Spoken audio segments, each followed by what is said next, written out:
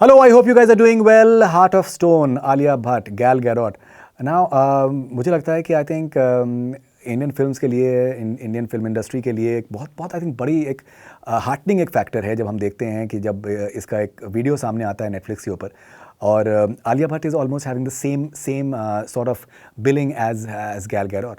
I think it's on equal terms that she has been portrayed along with Gal Gadot, and I think that's a really big moment. बहुत से I think stereotypes break हो रहे हैं यहाँ पर.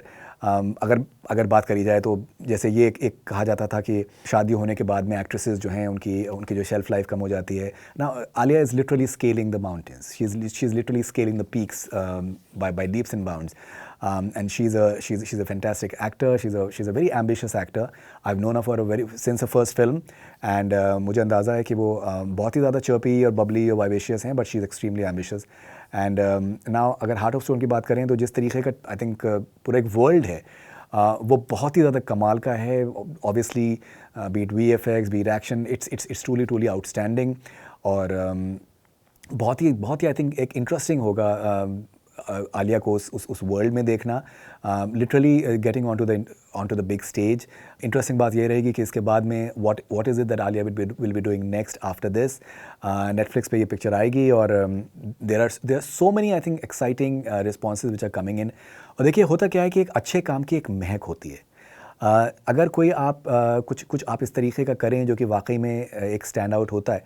और एक अगर 1.25 मिनट का अगर प्रोमो है, मैं कहता हूँ 5 सेकंड भी अगर आप अपने कन्वे कर दी अपनी बात को, वो नोटिस हो जाएगा. 5 seconds of that moment is enough for people to judge you, to just take notice of you, to understand कि yes कुछ बात है, ना सिर्फ as an actor but as a star.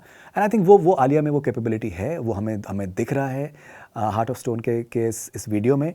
और I am personally very excited. मैंने उनकी पहली फिल्म से उनके इंटरव्यूज़ करे हैं. मैंने उनको देखा है कि उनकी जो ग्रोथ है, a lot of people they did not give her due. And क्या उन्होंने फेस किया है, ट्रोलिंग फेस करी है, बहुत सी चीज़ों के बारे में उनको जिस तरीके के जोक्स बनते थे एक टाइम पे, अगर आपको याद हो उनके बारे में, उनके इंटेलिजेंस को लेकर.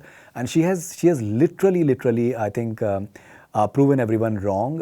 उन्होंने अपने ऊपर खुद के ऊपर जोक्स करे हैं, उन्होंने खुद के ऊपर काम किया है. She has worked on herself and she has come a long distance from where she started off. And when it comes to intelligence as well, I think she's super smart. And it'll be very interesting to see किस तरीके के उनको offers अब होते हैं Hollywood से, international stage से. और मुझे लगता है कि डेफिनेटली वो करेंगी इंटरनेशनल स्टेज पे और ज़्यादा काम. But knowing her, I think she will continue to make India her base, and she will continue to work in Hindi films because she absolutely loves the entire idiom and the entire flow of it. So I'm personally looking forward to whatever next Alia Bhatt is going to be doing. This is Faridoon Sharia for Connect FM Canada.